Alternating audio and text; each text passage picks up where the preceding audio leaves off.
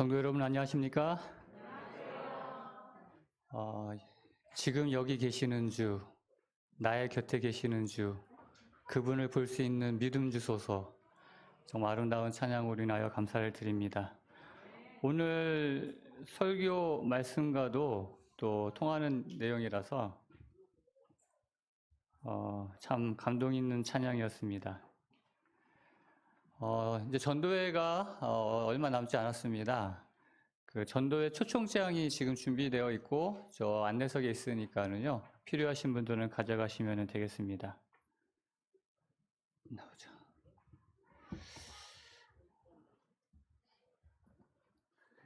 잠시만요.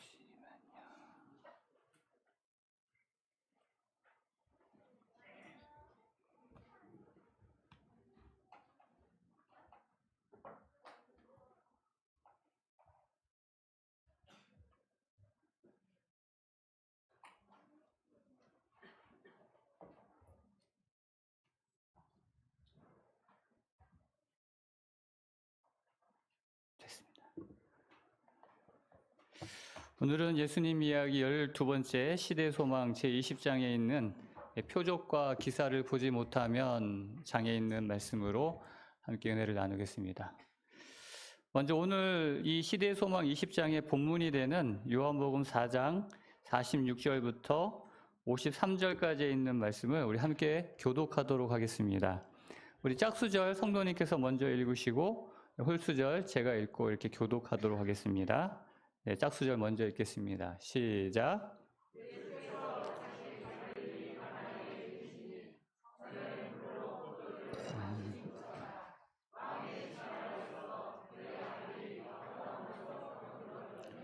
그가 예수께서 유대로부터 갈릴리로 오셨다는 것을 듣고 가서 청하되 내려오셔서 내 아들의 병을 고쳐주소서 하니 그가 거의 죽게 되었습니다.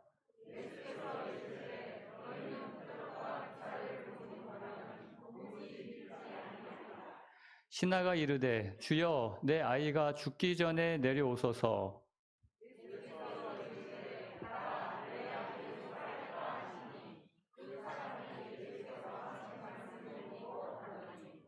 내려가는 길에서 그 종들이 오다가 만나서 아이가 살아있다 하거늘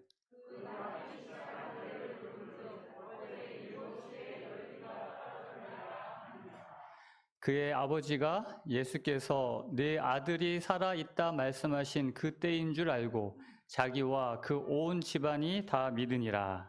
아멘. 여러분 사람들을 볼 때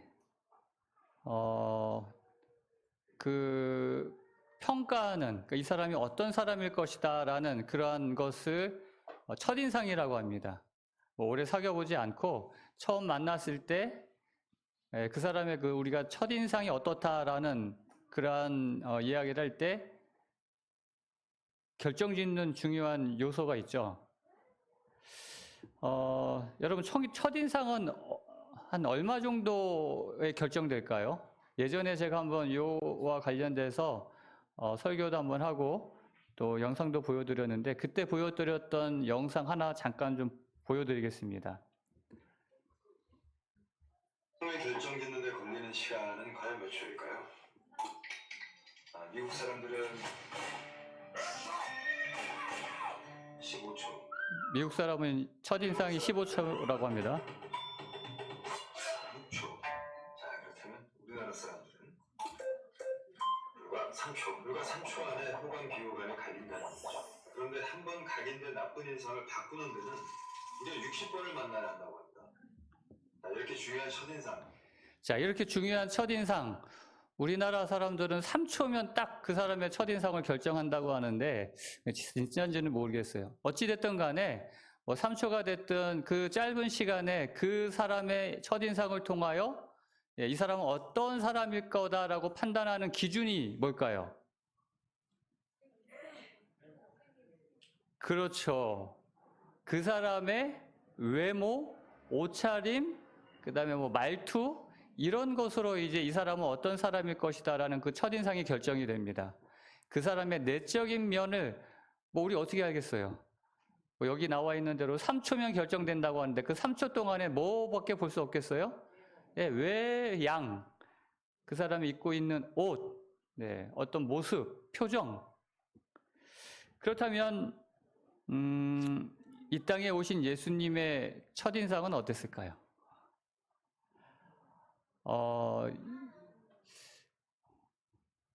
결정. 저희 그 처가댁의 거실에 걸려 있는 예수님 사진입니다. 꽤 큰 액체. 혹시 이런 예수님의 모습 한 번쯤은 아마 보셨을 것 같아요. 이 예수님의 모습 어떻습니까? 배우 같지 않습니까? 아주 그냥 길다란 머리에 아주 또렷한 이목구비에 인자한 듯한 그러한 얼굴. 근데 예수님이 진짜 이런 모습일까요? 이런 모습을 보면은 뭐 진짜 그냥 보는 순간 아마 반할 것 같아요. 그런데 예수님이 어떤 모습일까를 우리가 짐작할 때 성경에서는 그 예수님의 모습이 이러할 것이다라고 짐작할 만한 말씀이 한 군데 있습니다. 이사야 53장 2절에 보면은 그는 주 앞에서 자라나기를 연한 순 같고 마른 땅에서 나온 뿌리 같아서 고운 모양도 없고 풍채도 없고, 그래서 우리가 보기에 흠모할 만한 아름다운 것이 하나도 없다는 것입니다. 조금 전에 봤던 그 예수님의 사진은 그냥 대부분의 예수님의 사진이나 예수님 영화에 보면은 진짜 멋있는 배우들이 나와가지고 예수님의 역할을 하죠. 그런데 예전에 이스라엘 그 지역에 살았던, 예수님 당시에 살았던 그 사람들의 두개골을 통해서 예수님의 모습이 이럴 것이다 해서 추측해서 만든 그러한 얼굴 모습이 있습니다. 그러니까 그 이스라엘에 살았을 그런 어떤 남자들, 2000년 전에 그 모습을 통해서 예수님의 모습은 이렇지 않을까. 이게 이제 2000년 전 당시 중동 지역에 있던 보통 남자들의 그런 모습이라고 합니다. 어떻습니까? 우리가 생각하는 예수님의 모습하고는 많이 다르죠. 머리도 곱슬거리고 코도 주먹코고. 오늘 실제로 오늘 말씀해 보면은 예수님의 외모 때문에 그 표면적인 조건들 때문에 그분을 놓쳐버린 사람들이 있습니다. 예수님께서 우리 지난 그 19장 그 사마리아 여인에 관해서 여러분들 시대소망을 읽으셨을 것입니다. 그 사마리아 여인을 만나고 거기서 이제 가버나움, 특별히 가나로 가는 지금 그 여정길에서 여기 사진 보시면 저 동그란 원 안에 가나 바로 밑에 나사렛이 있어요. 그러니까 나사렛과 가나는 얼마 차이 나지 않은 가까운 동네입니다. 근데 예수님이 가나로 가시는데 나사렛은 어떤 동네예요? 예수님께서 자라나신 고향 같은 동네입니다. 거의 30여 년을 자라온 동네인데 가시는 길에 뭐 일부러 찾아가는 것도 아니고 지나가는 길이면 뭐 할 법도 해요? 들릴 법도 한데 예수님이 이 나사렛을 그냥 지나쳐 가십니다. 그 이유가 무엇인지 이렇게 이야기합니다. 나사렛 사람들은 예수를 믿지 않았다는 것이에요. 지금 예수에 대한 소문이 전국적으로 다 퍼져가지고 뭐 가나나 가버나움도 마찬가지고 지금 조금 후에 나올 그 왕의 신하도 예수님의 그 놀라운 이적들, 놀라운 말씀들을 듣고 예수님을 한번 보기를 원했는데 예수님의 고향 사람들은 뭐 했다고요? 안 믿었다는 거예요. 편협하고 속된 마음을 가진 자들이, 이 나사렛 사람들이 그리스도를 그의 미천한 가문, 예수? 저쪽 골목길 끝에 다 찌그러져 가는 그 초가집에 살던 그 집 아들 말이야? 걔가 메시아라고? 그 정말 집안 다 알고 또 초라한 의복, 걔 맨날 다 헤어져 가지고 그런 옷 입고 다니던 그 예수? 그리고 매일의 노역, 예수님께서 매일 목수일을 하셨잖아요. 그 당시에 목수는 정말 인정받지 못하는 직업 가운데 하나였어요. 그의 미천한 가문, 초라한 의복, 매일의 노역, 이 모든 것을 잘 알고 있었던 고향 사람들은 예수님에 대하여 믿지 않았다는 것이에요. 우리도 혹시 누군가를 판단할 때 우리도 이 아까 이야기했지만 어떤 첫인상 또 그 사람에 대한 어떤 판단의 기준이 뭐냐면 대부분 이런 것이에요. 그 사람은 어떤 집안인가, 어떤 출신인가, 그 사람의 모양, 외모는 어떠한가, 무슨 옷을 입고 있는가, 그 사람의 직업은 무엇인가, 우리가 이러한 것들로 사람을 판단하는 경우가 많거든요. 결국 그들은 예수님을 환영하지 않았고 예수님을 믿지 않았고 결국 그 복음, 그 놀라운 구원을 가져다 주시는 예수님이 그 동네에 가는 걸 거절했다는 것입니다. 안타까운 일이죠. 그런데 이렇게 나사렛을 지나쳐서 그 갈릴리 가나를 향하여 가실 때 똑같이 나사렛 사람들처럼 예수님의 그 겉모습 때문에 메시아를 놓칠 뻔한 사람의 이야기가 이제 등장합니다. 바로 요한복음 4장 우리가 읽었던 본문에 나와 있는 그 왕의 신하의 이야기입니다. 다시 한번 요 앞부분에 있는 말씀을 한번 보겠습니다. 이 예수께서 다시 갈릴리 가나에 이르시니 전에 물로 포도주를 만드신 곳이라. 왕의 신하가 있어 이 당시에 그 땅을 다스렸던 분봉왕 헤롯 왕의 신하였기 때문에 꽤 높은 지위와 또 재력과 어떤 그런 힘을 가진 사람이었을 것입니다. 근데 그 아들이 그 가버나움에서 병이 들은 것이에요.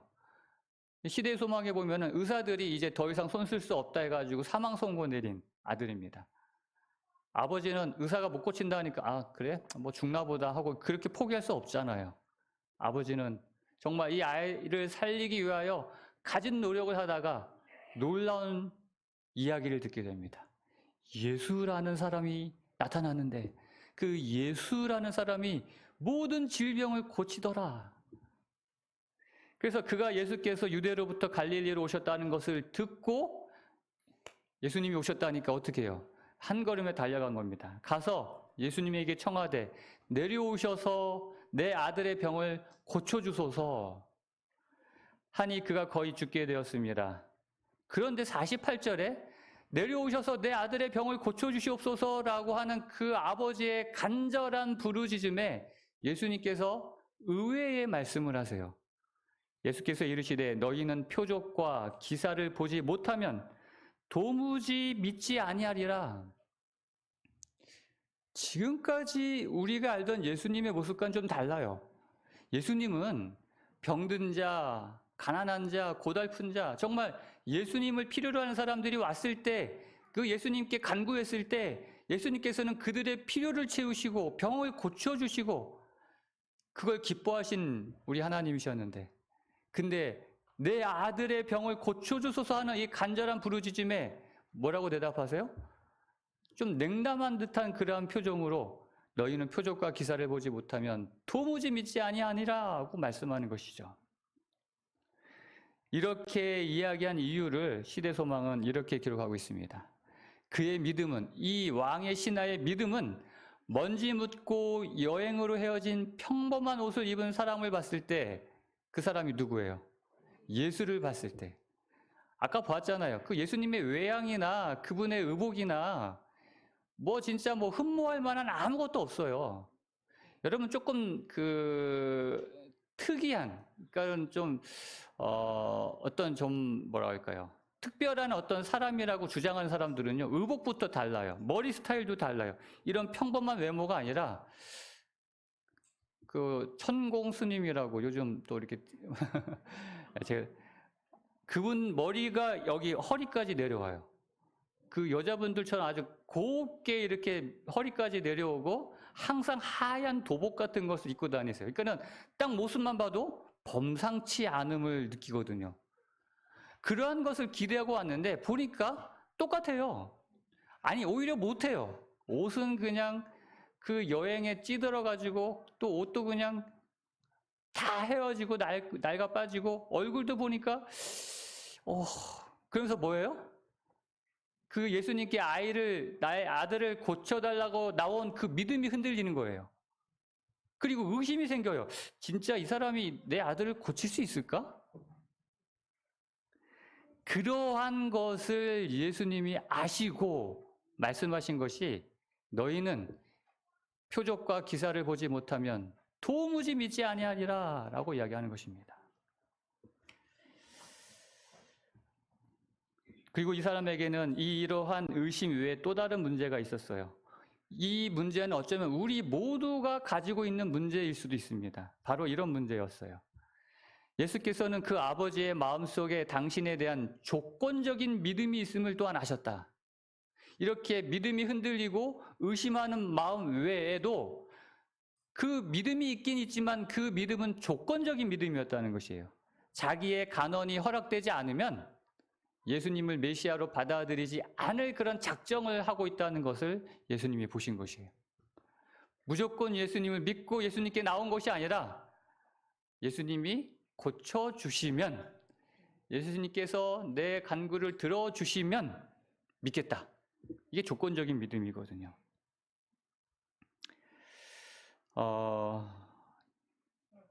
오늘 우리의 모습은 어떻습니까? 이 말씀을 하시면서 이 그들, 그러니까 이 왕의 신하로 대표되는 이 당시의 이스라엘 사람들 뿐만 아니라 오늘날 우리들의 모습을 이렇게 이야기합니다. 그들은 이 세속적인 요청을 수락하는 여부에 그들의 신앙을 건다는 것이죠. 들어주시면 믿고 의지하고, 들어주지 아니하시면 에이 하고는 떠난다는 것이죠. 그들은 그들의 영적 질병에 대하여 무지하였으며 하나님의 은혜가 그들에게 필요하다는 것을 깨닫지 못했다고 합니다. 결국 눈에 보이는 표적과 기사를 통한 그러한 믿음을 대부분 갖고 있다는 것이에요. 눈에 보이는, 눈에 의존한 신앙을 한다는 것이죠.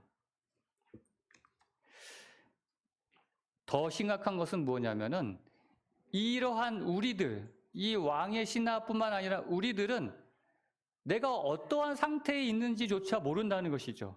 더 심각한 문제, 정말 영적 질병에 걸려 있다는 것에 대하여 무지하고 하나님의 은혜 없으면 단 한순간도 살 수 없는 것에 대하여 필요를 느끼지 못한다는 것입니다. 그렇기 때문에 예수님께서는 단순히 그저 이 왕의 신하의 아들만 고쳐주는 것보다 그보다 더 큰 축복을 주기를 원하셨어요. 우리 아이들을 키우다 보면은 아이들이 좋아하는 음식이 있어요. 그렇죠? 아이들이 뭐 골고루 다 안 먹잖아요. 보통 보면은 이렇게 엄마가 음식을 차려 놓으면 뭐 마음대로 먹으라 그러면 좋아하는 음식만 먹고 좋아하지 않는 것은 하나도 젓가락도 안 될 겁니다.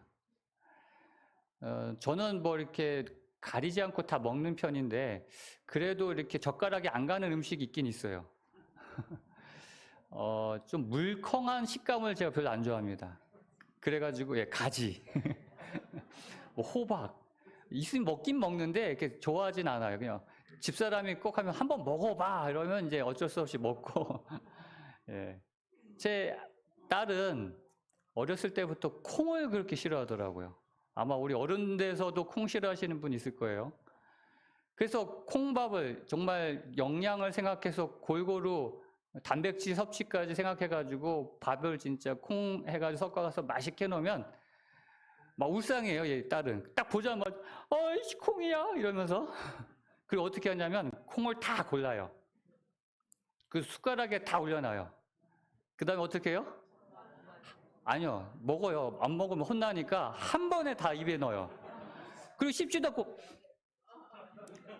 꿀꺽 삼켜요 그냥. 그래가지고 뭐 갈아서 주기도 하고 뭐 어쩔 수 없으니까 뭐 두부, 이제 콩으로 만든 뭐 두부를 많이 주기도 하고 하는데, 이 부모들은 어떻게 해서든지 정말 이 아이에게 필요한 것들을 채워주길 원한다는 겁니다. 제가 어렸을 때부터 좀 몸이 좀 약했던 건가 봐요. 그래서 어머니가 좀 걱정을 하셨는지 예전에 엔젤 녹즙기라고, 그거 처음 나왔을 때 지금도 비싸지만 옛날에도 굉장히 비쌌거든요.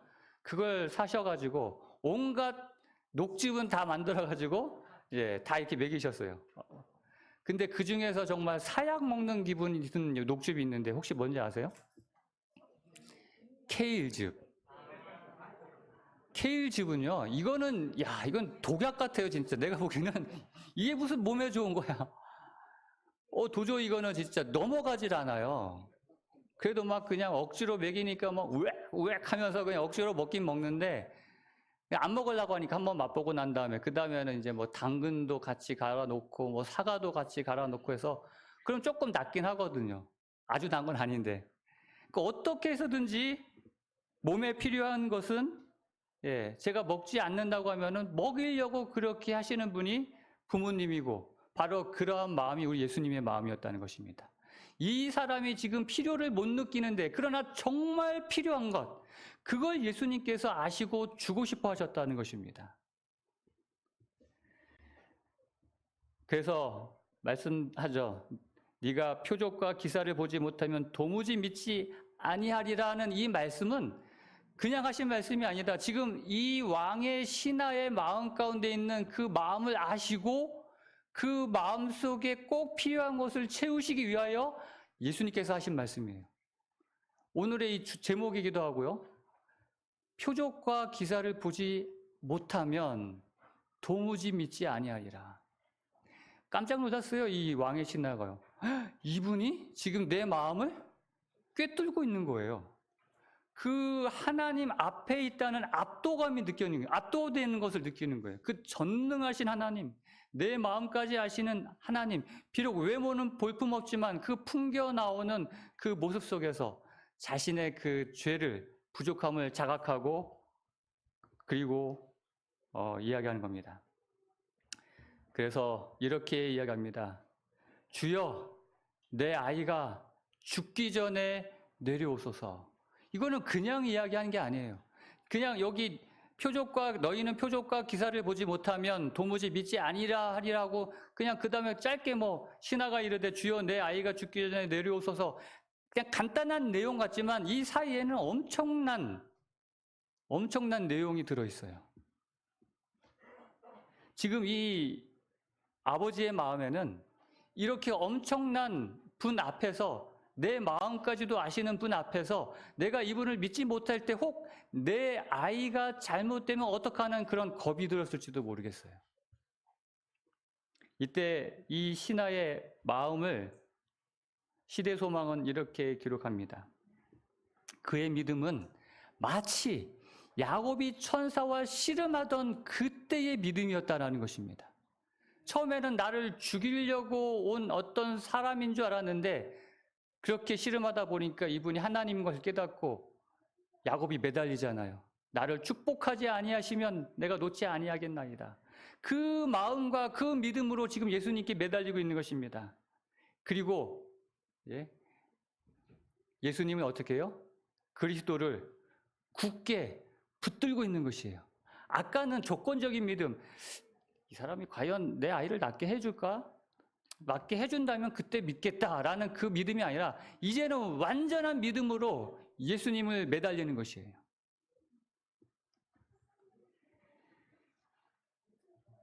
그때 이 아버지의 마음에, 이 왕의 신하의 마음에 이제 변화가 일어나죠.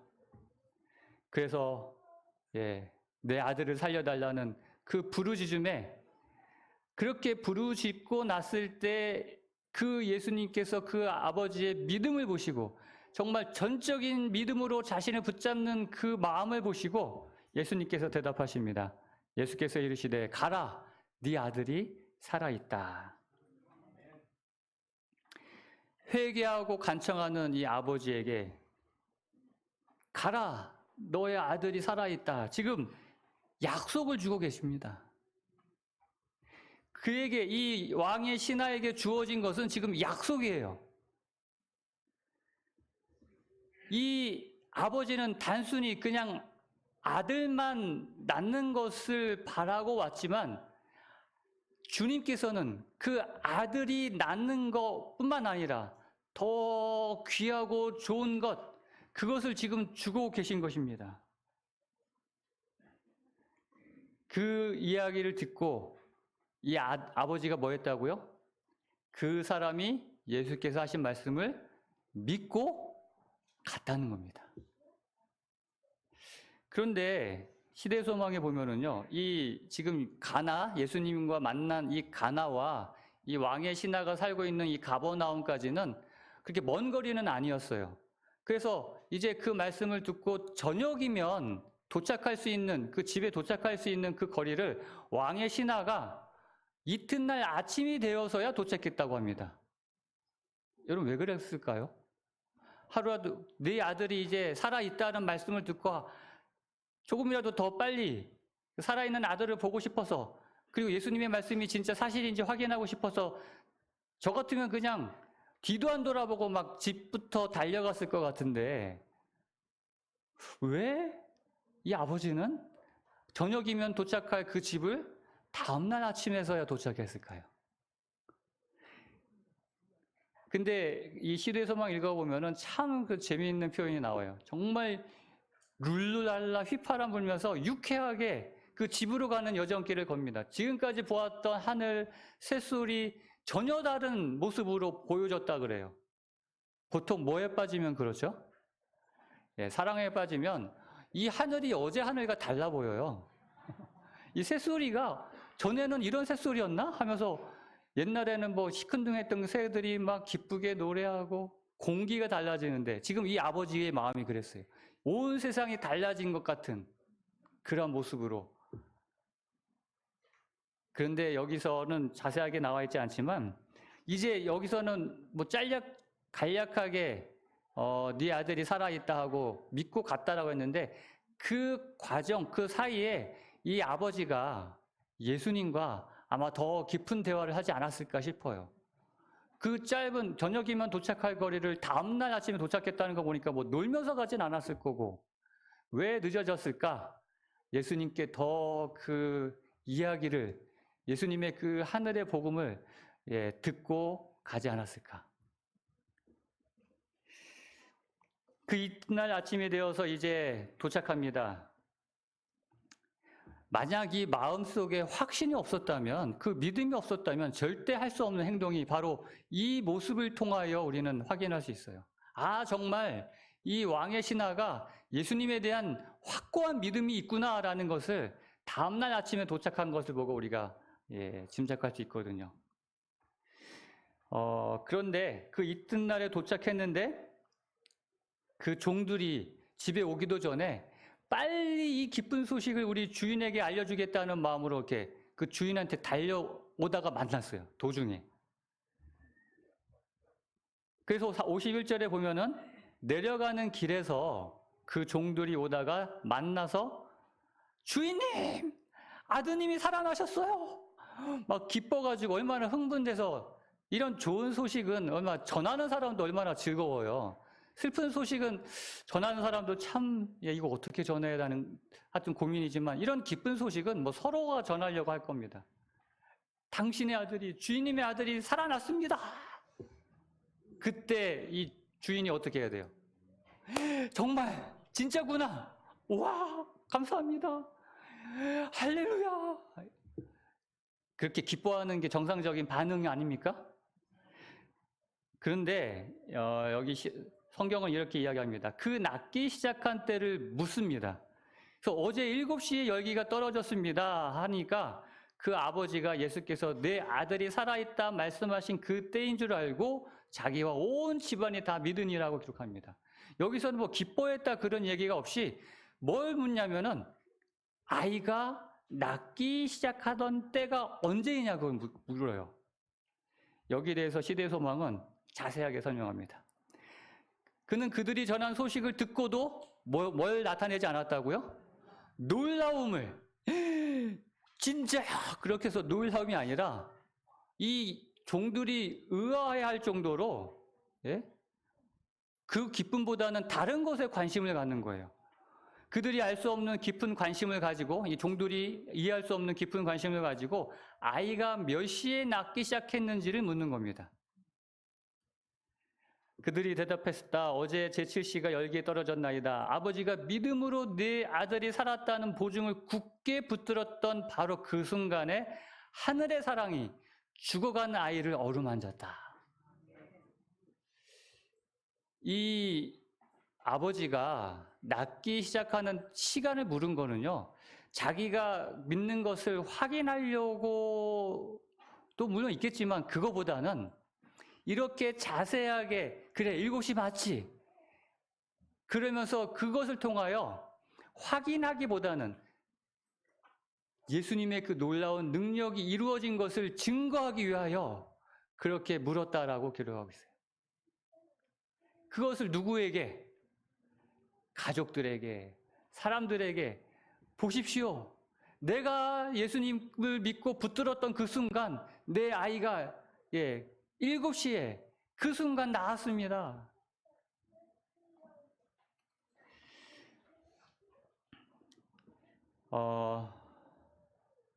오늘 이 왕의 신하에게 정말 사랑하는 아들이 낳게 하는 그 놀라운 축복보다 그것도 중요하지만 그것도 감사하지만 더 놀라운 것은 이 왕의 신하가 예수님께 나와서 자신의 영적 질병과 은혜의 필요에 대해서 깨닫지 못했던 그 자신의 형편을 깨닫고 예수님을 붙들 수 있는 믿음을 갖게 해주셨다는 것입니다.